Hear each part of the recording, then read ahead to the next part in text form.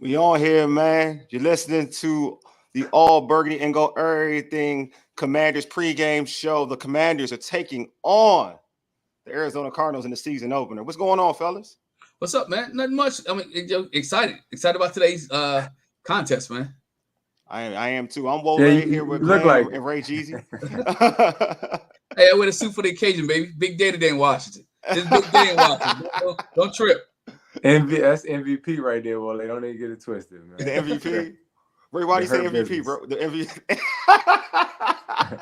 MVP. Not the hurt business. Niggas, this dude said the hurt business. Jesus Christ. But it's exciting times, man.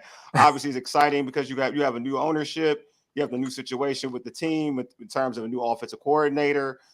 Yeah, man, it's a lot going on, a lot of positive vibes going in DC. Before we get into, the particulars, I do want to talk to everybody about, like, how do you think this, with all the changes, how is that going to impact, this, what's going on today and even throughout this whole season?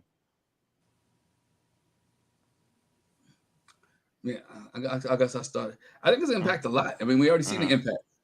I mean, you see the impact today because the fact that it's sold out, right? First time since 2016? Yeah. 2016 was the first time. So it's a sold out home opener, right? Before then it had gone 50 years and they had sold out for 50 straight years. The Washington Commanders / Redskins / Washington football team, right? but it is good now to see that the fan base is back. And so the fans, the people on the field, the players have to do something to keep the fans in the house. But today's a good start. How about you, Ray? I expect Magic Johnson to be on hand, which makes a big difference. I think Magic, to a lesser degree, has a prime type of effect whenever he makes an appearance anywhere, whether it's in media, whether it's him being part of an ownership group. So I think that brings a lot of buzz as well. I would be shocked if he's not there. I'm pretty sure he's going to be there. I think just pre-games, the emotion is going to be a lot different just from the players and the fan base. And then not just the ownership group, but Eric Bieniemy, fellas, look at the show that we on, dude. Look at the coordinator we always talked about last year. We got a for a regular season game. We're going to see a different game plan. I know we're going to talk about the X's and O's coming up, but I'm just saying that's a big difference. No, I'm with you all. I think obviously, I'm biased though, being a Magic Johnson dude. So I'm biased as you know what. So I'm excited just to have that element, having Magic Johnson in the building. But just I think, just having EB there, just obviously change the ownership. Everybody is like excited about that, not having Daniel Snyder in the building. So, it's bringing so many positive vibes to this team and this fan base. So I'm just, for that alone, I'm sure like this is going to be an exciting game for many fans. If it's sold out, you can see, if you go on your social media, you can see like everybody, tweeting and posting, on IG, on Facebook, that they in the building. Like they're just so excited, just being Commander fans and whatnot.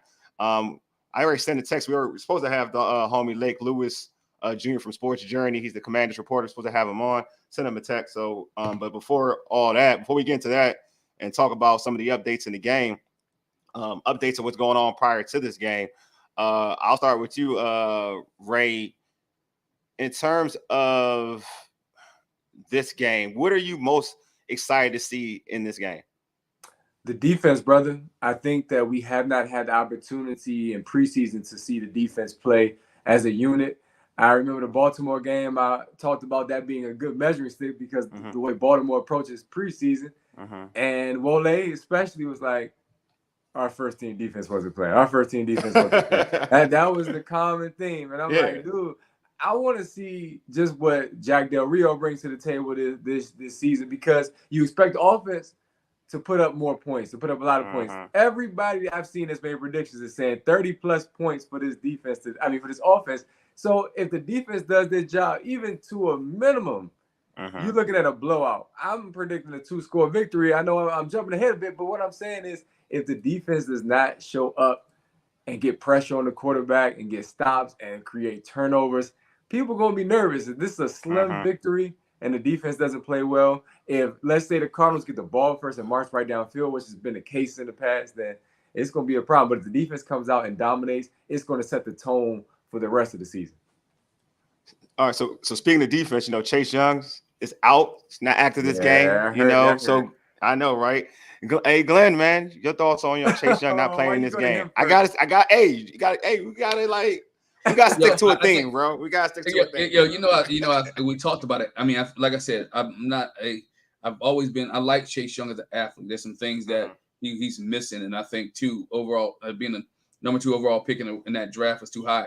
But I think he worked hard to get the comeback that he needs to come back. I think he worked hard to get himself back. But he's like bad luck Sleprock from the Flintstones, right? Something's always happening to this dude. And so it's not his call this time, right? So I'm not blaming him. The doctors are keeping him out. He wants to play, right? He said all the right things in the media this week. I want to play. I'm ready to play, but they won't let me play. Ron Rivera said it, that is up to him to get cleared by the doctors. And so Chase wants to play because he knows how important this is for him as an NFL player. Right, contract year. He knows how important it is for his reputation in the Washington organization. He hears all the noise, right, of all people calling him a bust and all this other stuff. And I think he just wants to get on the field to prove that he deserves that the number 2 pick when he was picked number 2 is worthy of that, right? And again, and we know that it's much more than a stinger. It was much more than a stinger, as it was reported, is a neck injury, right? They kept saying stinger, and we said it on the podcast earlier this week. Go back and check it out, that it was much more than a stinger, that it was something else. We want the kid healthy, right? We want the young man to be healthy, want him to play. I think this team still can be successful without him. They were last year. This was a top 10 defense without Chase Young for 14 games last year. So I think with him, they're that much better. Without him, they're still good. Right? I'm disappointed. Talking about Chase Young early in the week and having late as part of that discussion where I pretty much said Chase doesn't get a fair shake in the media. Glenn, I'm not talking about you. Glenn, you've been consistent since his rookie season. Even the numbers he put up his rookie season, you talked about his stance, you talked about things that he could work on. So I'm not talking about you, but there's some people that just they look for a reason to criticize it, and this added fuel to the fire, and it's a bit frustrating. Again, you alluded to it, it's not Chase's fault. I'm just wondering, though, does he get treated like a star player? That's what I'm thinking. Because if you go back, you watch the Netflix documentary Quarterback, Andy Reid said at Patrick Mahomes, I'm taking you out. He was like, F no. F no, you're not taking me out. And he didn't take him out. Homeboy was out hobbling on the field, at times hurting his team. Now, Chad Henne did get an opportunity. He played well. But I'm just saying, when your star tells you, I'm not coming out, a lot of times he doesn't. Who had the bloody sock game? That was Kurt Schilling. Kurt Schilling. That's baseball. But I'm just saying. No, I get your point. Stars get treated like stars. And for whatever reason, I feel like Chase right now is not getting treated like that. There's speculation that Ron doesn't want him on the team anymore. And he made the right move by basically not giving him an extension and saying, you got to earn it or prove it. And I'm just wondering, what is his place here? Some people are predicting he won't be here. Lake said the opposite. Lake said he will be here. It's guaranteed next season, but we don't know. Yeah, I totally agree with you, Ray. I think that there's this thing that I just can't explain why, like the hate for Chase Young, it bothers me. I will say this: I don't think Chase warrants the star treatment at this moment. Just having for one season, I will say that, like a Pat Mahomes. So, like, if he says he wants to go out there, I don't know if he's at this point in his career to get that kind of clout, right? Because it's only his rookie year. It's no knock on Chase, but I just don't like the labels or the saying that he's never been good or whatever. If you want to say he's been snake bitten, that's a fair argument. That's a fair argument. If you want to say he's been hurt, that is a fair argument. But when he's played, his second season wasn't the best. But usually a lot of young players, their second season isn't the best, right? It isn't their best at times for a lot of young players. But he was rookie of the year, defense rookie of the year, was a Pro Bowler, had a bunch of stats, a bunch of good key plays in that run. But he created a bunch of turnovers. That's what you want from a pass rusher. So I don't get like the hate that Chase Young gets out there. A neck injury, and people are like, "Here we go again. Trade him. He's a bum." Like, how does he control a neck injury? How do you do that? Like, he can't control that he's hurt. It's timing, though. I think a lot of his things are timing, right? It's bad timing. He got defensive player of the year during the COVID season. But he was the best defensive player. No, but that's the thing. Like, but then you can't Michael Parsons and look at those guys. People, I agree. But this is the thing. That season, Everybody played that season. Everybody played that season. But in that season, in that competition, he was the best defensive player in football, like rookie player in football, the best rookie defensive player in football. He didn't come out the year Michael Parsons. Yeah, Michael Parsons' rookie year was the best defensive player in his year. I'm just saying, like, during Chase's time and Chase's year, he was not just the best defensive player, rookie player, but he was arguably one of the better defensive players in football. Sometimes sacks don't equivalent everything. How many turnovers did he create? How many big time plays did he create? The fumble to a touchdown. Like, he was creating big, impactful plays. His rookie year wasn't just a good rookie year. It was an awesome rookie year. It's the same argument. If the argument is like RG3's rookie year, right? Amazing rookie year. But at the end of the day, like, if you look at after that, did he produce? No, he didn't produce. Let's keep it a buck.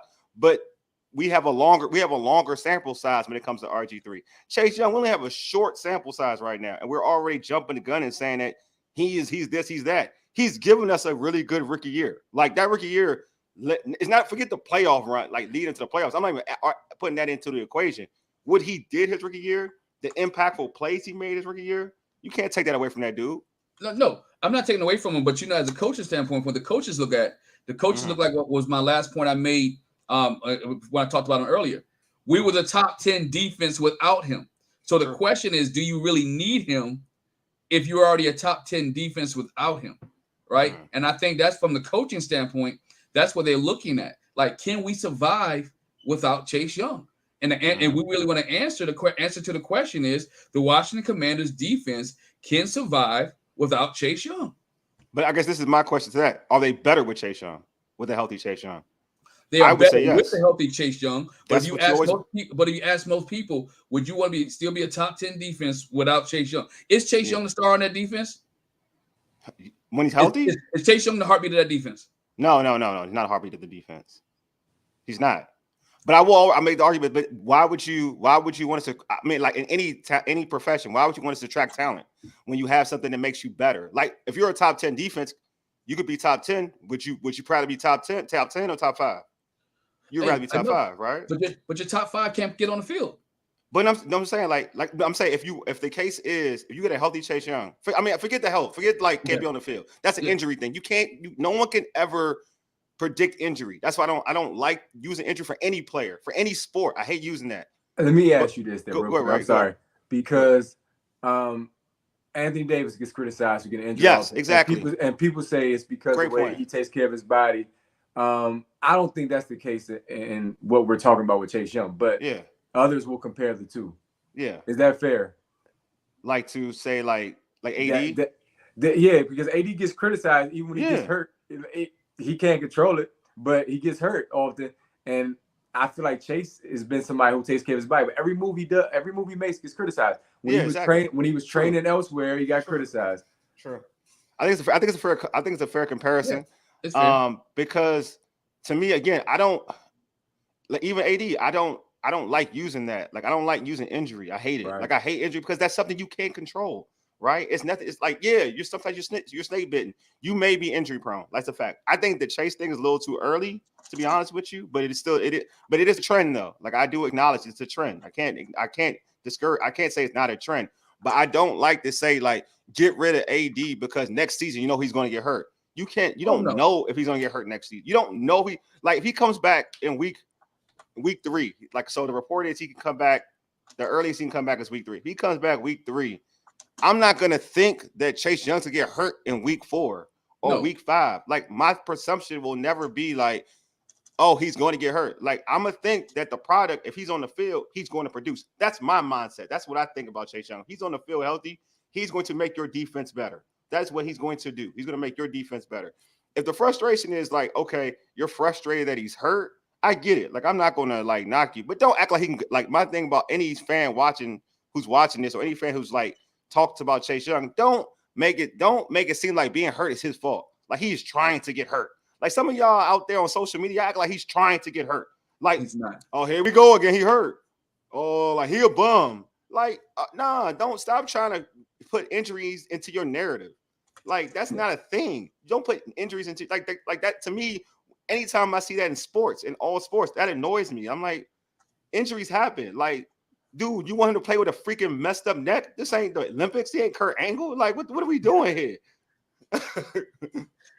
Hey, I agree with you. I like Chase Young, and I want people to understand. I like Chase Young. I like him as a player, and I believe that he is one of the better defensive ends in the league, right? And can be, and it's a learning curve. But I'm just looking from the fan base, from the perspective from the fan base and from the coaching staff. Yeah, they'd rather have Chase Young on the field. And what happens when you make yourself the cheerleader and you put yourself out there like that, and then you don't perform or not able to perform, you get a situation. I give an example. Ray used basketball. I'm gonna use another basketball situation that works out. Michael Thompson, right, for Golden State. Yeah, right. Yeah. Thompson. I'm like, you talking about Klay Thompson? Klay Thompson. Yeah, sorry. I love it. Yeah, Michael's his father. Sorry. Yeah, you good. No, you good. Thompson for Golden State. 2 years in a row, he tore his Achilles, right? Yeah, ACL and Achilles. Achilles. Achilles. Yeah. But yet, Golden State, you never once heard Golden State Warrior fans calling him a bum, right? They knew he was working back. They knew they needed him, and that's the difference, right? They know they need him to be able to play. Washington Commander fans don't think they need Chase Young in order to be successful. I will say this: Commander fans are pessimists. That's the problem. They're different from Warrior fans. That I will say. Commander fans are negative for everything. That I will say, with everything. Like, if you give them a little bit of something to work, like, bro, like, we've seen it with the quarterbacks that have been good here, or folks you did. Like, Brad Johnson was good here. They got Jeff George, they tried to throw shade to Brad Johnson. Like, so my thing is, like, Commander fans aren't always the most loyal folks to certain people. Like, I don't get it. Like, it happens with certain players. It's who you choose. It's whatever you choose. Now, Clay, that's a good example, because Clay is a face, right? He's the face of a franchise. Like, him and Steph are the faces of the Golden State Warriors. I guess to me, like, the other argument would be, like, how would they feel about Draymond be a little bit more different, like, compared to. I give you the other example. Same thing. NBA stayed there when Boogie Cousins hurt 2 years in a row, and he was out. They were trying to run him out. They were trying to run him out. So again, it's when you look at it, it's the fan base, caliber player, and I want to put this comment up from Robert White off of Facebook, because it kind of goes to this a little bit. And what Robert said, this is the problem. They keep making excuses for bad draft picks. Look back and see what they could have drafted. That draft, that's a great observation there. What could else they have drafted at number 2? All right, let me tell you. All right, so this is the thing that bothers me about that, because people have a revisionist history. That's what they do, and that's it kills me. They could have got Justin Herbert, but nobody was trying to get Justin Herbert that early. Nobody was trying to get Justin Herbert that early. No fan was thinking Justin Herbert. Real talk. And I like Justin Herbert. I watched Justin Herbert in Oregon, so I know Justin Herbert was good, but nobody was talking. The only person they was talking about was Tua. And I'm gonna keep it a buck. Folks was negative about Tua, because Ron came out and said, I like Tua, and folks came out and was like, no, we don't want Tua. He ain't good. We can't have 2 weeks come on injury. Like, so truth be told, Chase was a pick that folks that's what folks wanted. Like, everybody has a revisionist history. They go back and be like, man, we could have got Justin Herbert. None of y'all was talking about that Justin Herbert noise for real. Like, and I know this. And I like Justin Herbert. I knew Justin Herbert was going to be good. Like, it's not even not going to just, like, I liked Justin Herbert, but none of y'all was talking about him being it too. Nobody. I want y'all to Google it. Look at every mock draft y'all want to look at. None of y'all was looking at Justin Herbert as number 2. So, like, yeah, I get it. Like, Chase compared to a Justin Herbert, to a Tua, I mean, to a certain extent, to a Tua, yeah, you could have had a guy early, but none of y'all was trying to get. Nobody was trying to get Justin Herbert or Tua at 2. So, here's another one real quick. Right, you had something you want to say? I could tell. I'm just adding to it. And that draft, to be honest, looking back, people honestly said that Joe Burrow wasn't even probably the best pick at number 1. Exactly, bro. And then the media was criticizing his hand size. Y'all remember that? Yeah. Saying that he didn't have the hand size as an NFL quarterback. Look at Joe Burrow now. Now he's a franchise quarterback. Now you can look back and say, now you can go back. Drafted up. Bro, like you said. Chase Young was the consensus number 2 pick at the time, my dude. For real, some were debating whether he should go number 1. Yes, at that time. Go look back. I just don't think. I mean, I appreciate you for chiming in. I appreciate the comment. I just don't agree with it, because, bro, that draft, Chase Young was that guy. I'm looking back at it now. That's why I'm sitting up here looking. I'm looking down because I'm looking at, like, Jerry Jeudy, other names in it, Justin Herbert, as you mentioned. it's no guys in there. It's like, man. And Ray, and real talk, if and even after that season, all right. So when you made the draft and you're done with your rookie year, are people complaining that he was a bad number 2 pick? No. That's what I'm saying. Like, everybody, like, this what I'm saying. Like, after the rookie season, they thought he was going to be. I throw the name out there, right? He was talked about in the conversation with Lawrence Taylor, right? Yeah, and some other great guys that came out there that they was talking that until you had a Michael person. So again, because Mike is the truth. Hindsight is always 20/20. That's what I'm saying. Yeah, we always look at hindsight 20/20. If there was no injuries, I think Chase Young would be in that conversation. He would have a better level. He'd be in a better. I don't think Micah. Be a better level. I don't think he'd be Micah, but he'd be in a better level. Yeah, not about Parsons, but we know. Look, here's another comment from Facebook. All right. Before we move on.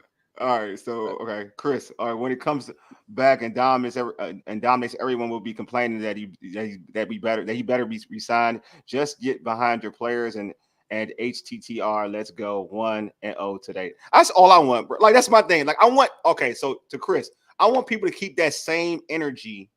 If he produces, I'm gonna keep my energy regardless. Don't get it twisted. Like and if I'm wrong, I'll say like I was wrong. Like, I'm cool with that. But some of y'all on this mountain with the flag on it, and like this dude a bum, like we trade him. I'm just saying, if he comes back and wrecks things up, don't be like, damn, man, we should have signed him. I knew we should have gave him that extra. We should have had that extra extension on him early. I knew we should have did that. Or I knew we should exercise that option. I want to hear that. Yeah. I'm not sure he'll want to stay if he balls out. Real talk, I'm not even sure either now. And it's not. And I don't even think it's an organizational thing to be. I'm gonna keep it a buck. I feel like fans don't understand some of the power they do have when it comes to a player. Like, so what I mean by that is, if you keep throwing out negative shade, like you keep throwing out shade, and we're in a social media era, we are, right? And he keeps seeing it, bro. Like, you don't think that's going to impact his decision wanting to play, stay here or not? I'm not saying it's going to have a big percentage. But I'm telling you, it's gonna have some say. It will.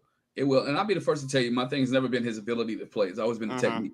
And I've been there from day one. The technique has gotten better because he went back to Ohio State this year and worked on his technique. He looked good preseason. He looked good preseason. And I think the thing is, it's like when you get the shiny new car, or you buy a car and you got that car and you only drive it for 2 days and it breaks down on you, and you be like, dang, I wish I could take this back. I think that's where the fan base is at. Like, it's a shiny car. It showed me what it could do, but right now it's not doing it. And so he needs to do it. I think he will come back dominant because I think he's that type of guy who has a chip on his shoulder. He has the type of guy that I want to prove you wrong. He played at one of the top universities in college football. He's played on a decent. He has some of the great coaches, and I think he has the ability and the talent to be there.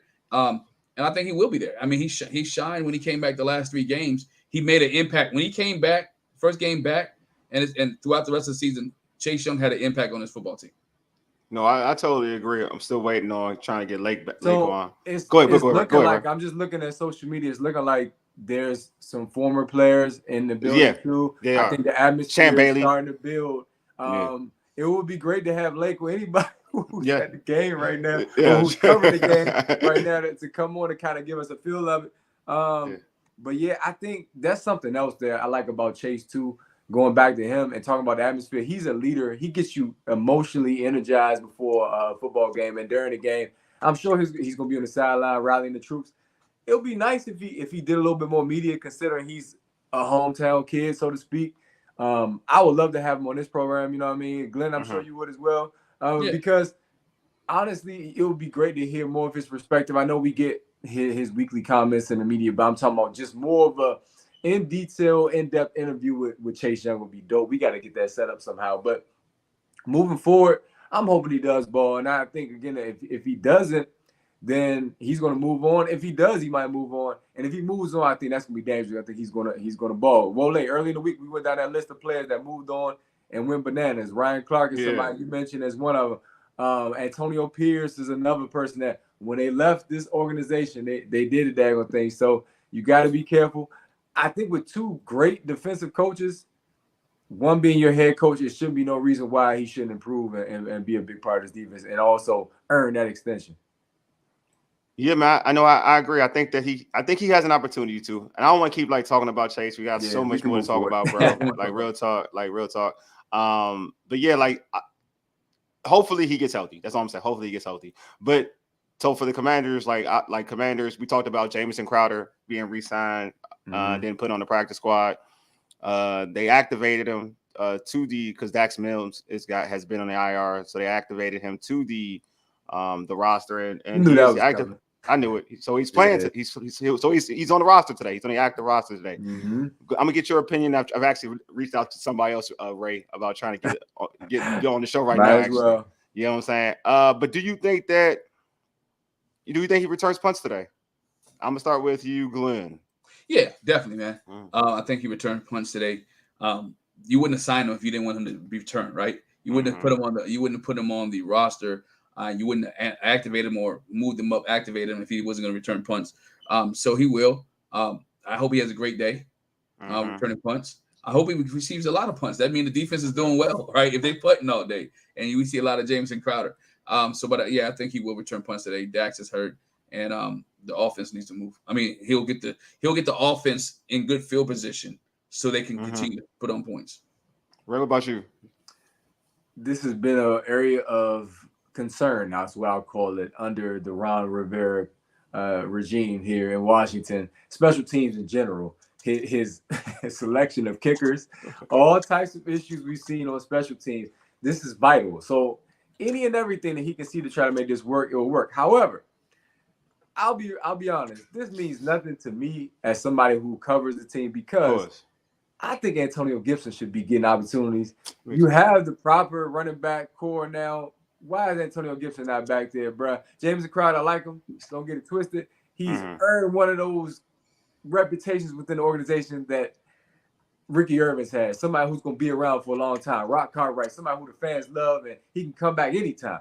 But in terms of making a real difference, you talk about field position, Glenn, I think Antonio Gibson gives you the best chance. Maximize that man's talent. Yeah, but Antonio Gibson will be your kickoff returner today. Kickoff return. Yeah, Antonio Gibson will be on kickoff return. Yeah, but most of them are touchbacks. They get kicked out the end zone. That don't make a difference. I know I know it does because of the new rules and everything else that they've done, right? So, and the new rules, kick returners are not going to be, they're not running things back like they used to. You won't see no Devin Hesters or Deion Sanders or anybody like that. Oh man, I will say this. I'm with Ray on this, and like I'm hitting up Felix. Felix said he may be able to come on. So I would say that, and I'll say this. I think that I'm cool with actually I do. I'm with Ray. I want AG to be punt returner. I'm gonna lie to you. I'm gonna tell you what. We mentioned it last year, but I don't think they don't want to do it. Yeah, no. No, I know I'm with you on that. No, I'm with I mean, I like because I like Crowder. But I don't have like people. I remember Crowder's last couple years as a returner, and he wasn't the best at the time. His first year, he was like that as a returner. His last few years as a returner wasn't like the best. Like he was like kind of dancing too much. I remember James. It's not that like he's better than Dax. Don't get it twisted. But I think because Dax is so bad that we would take anything. But like I don't mind because AG gonna be the kickoff returner, like you said, Glenn. I think AG and Pringle are the kickoff returners. They're the two kickoff returners. And then you have like right now they haven't really settled on. I don't think they settled on a punt returner. I will find out once we get some more information. Settle on an actual punt returner. But yeah, if it's I'm all for it. I'm all for that being AG if that does happen. Like I'm for that. But it's okay though. Like as long as Dax ain't the returner, I'm good though. I'm gonna keep this a buck. Like he ain't there, so I'm good. Like I'm gonna keep that all the way 100. You know what I'm saying? Okay, so yeah, we got Felix. All right, coach. Let's patch Felix in right now. Right now, we got Fox Sports Radio Commanders reporter Felix Shamil on. Hey, what's going on, Felix? What's good, fellas? How we doing? We good, man. We good, man. Game day, bro. Real quick, man. So what's the injury report? Like who's active? Like what is like notable to you, my man? All right, so there's no surprises on that. Chase, of course, is out. Chris Paul's not dressed. That's a little bit of a kind of a shock, but not really. Tinsley, we could kind of tell when they activated Crowder that Tinsley would be the one down. Trent Scott would be down, and Bradley King. But there's no shocks from those group. It's just kind of see who's going to do what role. I know y'all were talking about returners. I expect Gibson to be the kickoff returner, and I would expect Crowder to probably be the punt returner. Got it. So that's going to happen. Okay. That would be my educated guess, but we shall see in 30 minutes or so. Yeah, we just talked about that. So what's the atmosphere like there? Do you feel a different energy?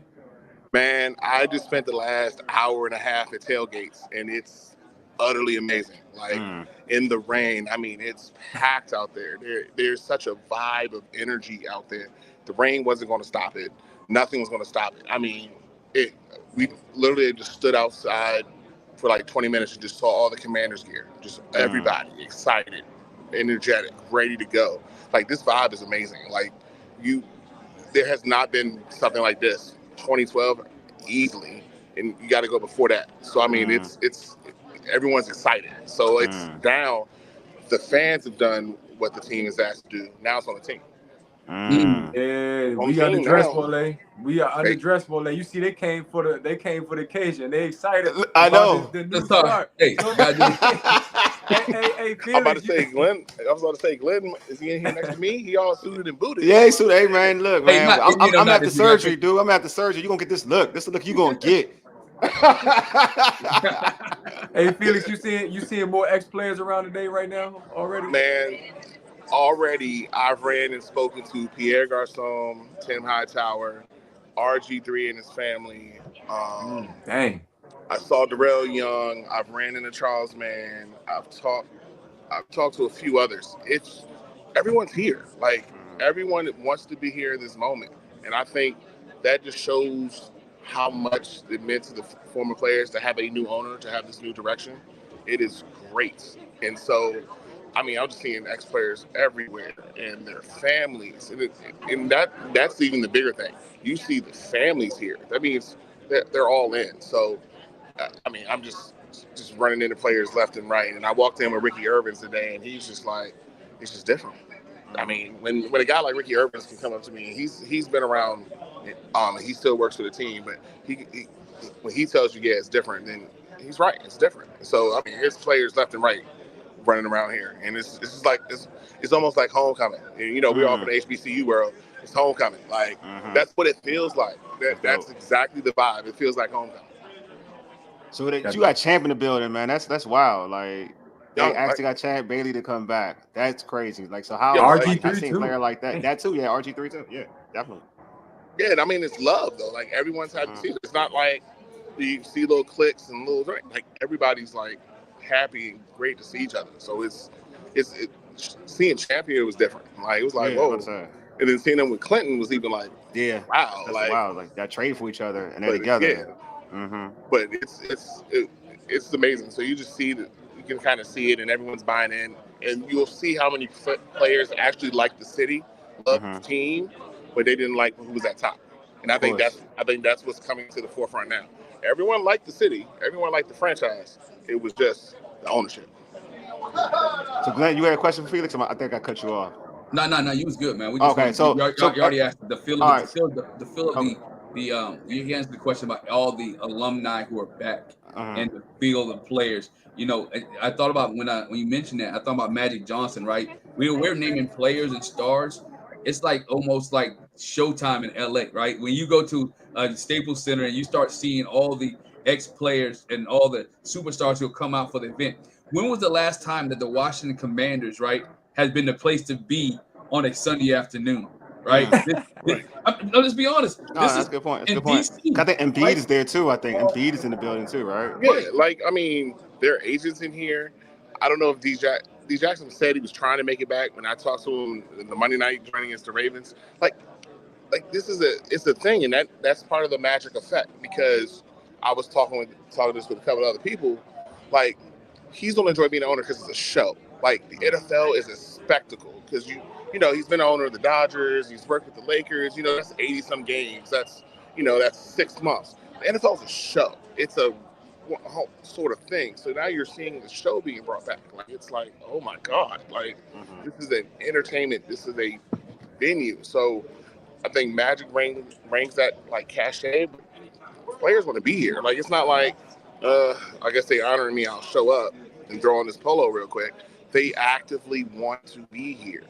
And so that's just pleasant to see. Like, it shows how much they cared about the franchise. So also Felix, real quick before we let you go, man. Like, so in terms of anything noticeable, do you see anything noticeable in warm-ups? Like something that'd be like, all right, this person looks a little shaky, this person looks good, or anything that caught your eye in warm-ups? Not really. The team, there's a better energy, but nothing that I saw. Sam looks calm, and I think Sam has always looked like that. He's always been this kind of guy. He doesn't look overly hyped. You can see Terry's excited to be out there. He's ready to go. But nothing like shocking, nothing out of the norm. But the team looks focused, and I think they understand what's at hand, what they need to do. So I think there's a focus there that team's excited. So they're on their mindset, they're ready to go, but there's nothing blaring, nothing in depth like that. But we kind of know where the starter's going to be anyway. So got you. So how about was Chase there on the sideline, just on the sideline chilling? Is he there? He ran out with the defensive lineman. He came out in his gear. He went through stretching and stuff, so he's out there. I mean, I didn't get close to him this morning to see how he's doing, but he's being professional right now. I want to see how he's going to be on the sideline because he's always that voice, that active person on the sideline that's barking, that's being hype. I want to see if he does that on the sideline, and if I see that, then I see all I need to see from him. Oh, bet, man. Hey, Felix, man, appreciate you being on, man. Before we let you go, man. Hey, let folks know how they can catch you on social media, my man. Yeah, man. Follow me at bcommander2407 on X, Twitter, whatever it's called, and Bless Commander on IG. I still don't know what we call it, man. I think I know. I'm going to have a national vote and just decide what we're gonna call it. I'm like, run with it. I'm doing for DMX, man. X, man. Because I finally saw a form where they asked for your X profile, and I thought it was some porn joint, like Oh. I didn't know what they was asking for. But I was like, oh, they meant Twitter. So, But yeah, hey, appreciate y'all having me on, man. Y'all enjoy the game, man. All right, man. Appreciate you, man. Appreciate you. All right, later. All right, man. That's hilarious. All right, man. It's Felix Tramel, man. Fox Sports Radio, 96.9 FM and 1340 AM. Howell, Virginia. Washington Commanders reporter, man. Appreciate him for being on, man. Appreciate that. But yeah, man, we got a lot of good intel on that, man. It's some good intel. He thinks that he does think that Jameson Crowder will probably be the return man. So I think it's a punt return man. I'm not mad at it. You know what I'm saying? AG would be kind of dope, but I ain't mad at it. All right, so get to this game real quick, man. Ray, I'm gonna start with you. What are your keys to the victory? For a victory, a Commanders victory? I'm looking for the Commanders to establish the run game early. That will make life so much easier for Sam Howell. It'll also give this offensive line a chance to show that they're going to be a good group this year. Some people are concerned about the offensive line. Once you establish the run game, you have balance, you control the clock. Last season with Taylor Heineke behind center, when the run game was working, this team was able to keep other offenses off the field. And if you have a quarterback that's more accurate this year, I think it's going to create a world of problems with one of the best receiving cores, if not the best receiving core in the National Football League. You get that running game started, you score a lot of points against a team that everybody believes is tanking. And I think that's the key to the victory today for the Washington Commanders, as well as getting stops. I mentioned that earlier on the defensive side. Also, folks who are listening, let us know what are your keys to victory as well. Hey, Glenn, what's your key to a victory? I mean, I think Ray been listening to me, man, because he's talking about running the football, dog. You know me every week, man. Every week, run the football, you got to be able to establish the football. You got to be able to run the football to establish your offense. And once again, he made a key point. Sam Howell has to be comfortable back there, which I think he will. But the other key point is, I want to see the secondary, right? I think the secondary has to be lights out. We know what the front four are going to be. I think the secondary has to be able to cover and stay when the defense is getting pressure. The secondary has to stay in coverage, and I want to be able to see them get some interceptions and turnovers. A key to victory is create turnovers and make sure the defense can get off the field on third down. Yeah, I agree with that. For me, it's win the line of scrimmage. I want the defense to be honest with you, defense be dominant. You know what I mean? Like, you drafted all these players on the defensive side of football, Emmanuel Forbes, this draft. We've got, and obviously the Alabama wall with Jonathan Allen, Deron Payne. You got Sweat. You know what I mean? You just put so much equity in this defensive front. And Jamin Davis, a linebacker. So much equity on this defense, right? It's time to dominate. It's time to be like, and this team that you're playing against, the Arizona Cardinals, like, they're going through it. They're going through changes, and so this is an opportunity to take advantage of those changes. So for me, the defense dominate. Yeah, obviously you want Sam Howell to be good, but you want the defense to dominate. My man George says, don't give Arizona any thought. They can win. Jump on them early and take their will from them. That's why I agree. You got to knock it out the park early. So yeah, that's my thing. Like, do that. And then Sam Howell, just do what you were doing for preseason, man. Don't try to force any plays. Make the plays you can make. And just be cool, calm, and collect. If he continues to do that, he'll be the same dude we've seen in camp and preseason games. So just keep doing the same thing you've been doing. And I think Washington will be fine. Predictions. I'm gonna go with. Well, first off, I'll ask this question. I'll start with Glenn. I think I've asked this before though, but knowing that all the problems in Arizona, with quarterback play or with what's that quarterback's name, Ray? The short. What's the quarterback's name for Arizona? The one who's supposed to be Kyler Murray. Yeah, Murray. Thank you, Kyler Murray. With Kyler Murray not playing, and obviously there's some issues with that. Them looking like they want to tank for Caleb Williams. To be real with you, is this game more of a must-win? Was it must-win game? And all the theatrics in Washington today, is this a must-win game? I'll start with you, Glenn. Yeah, it is a must-win game for Washington. For Washington, it is a must-win game. You got, like, I think I mentioned it on the podcast this week. It's a perfect storm, right? Yeah. Everything's in place, right? New ownership, new team, sellout at home, alumni coming back. It's like somebody mentioned. I think Felix mentioned homecoming, right? Yeah. You all know HBCU homecoming. You gotta say what you gotta add in the HBCU homecoming. Yeah, HBCU like homecoming, right? You schedule or even high school homecoming. You schedule a cupcake, right? You schedule a team that you think you're going to beat, right? You schedule a team that you want to beat. So, right. So if you take all that into all that's going on in Arizona and all that's going on in Washington, if they couldn't pick a perfect opponent, right, to play the first game, Arizona's in turmoil. Coach is saying some crazy stuff. Quarterback, they got rid of quarterback is young, and so they don't have the Hopkins is not there, so you ain't got to worry about Hopkins beating you right this year. You ain't got none of that, right? So they playing a team that they should beat, and then playing a team they should dominate, and everybody should be happy because it's homecoming, unofficial homecoming, and you're playing a cupcake. All right, so Ray, I'm going to go with you. Your predictions, bro. What you got, homie? I made a prediction early in the week. I'm going to go 30-17 simply because it should be a double-digit victory. It should be at least a 2-score victory. I've seen everybody's predictions, which is way worse. It's supposed to be a pretty much a 37-3, 40-0. I'm that person. I mean? I've seen a lot, but you got to play the game, and I don't overlook any opponent in life. And I feel like the fan base is overlooking this Cardinals team. I understand why, and if they do beat the brakes off of them, it's expected. But I'm going to go 30-17. Oh, I forgot to give mine. I think I said it the other day. I'm looking for Washington to actually shut this team out. To get off the side, to get off 28-0 Washington, and they will blink them. Okay. I had it like 37-7. You know what I'm saying? Like I'm one of them people. But Ray, you said something interesting. Like I think the fans can overlook whoever. It don't matter what we do. Keep the buck. You're right though. No, to your point. And George has a 31-7. It just matters what they do. Like the coaching staff, they can't overlook Arizona. We can overlook Arizona. Like we can do whatever. Like we can, you know what I mean? But the main thing is the main thing. Like the football, like I agree with you, right? This is what I'm saying. I totally do agree with you. Like Washington can't overlook Arizona though. Like if they overlook Arizona, then we're gonna get a game where you're like, here we go again. It's same old Washington. You know what I'm saying?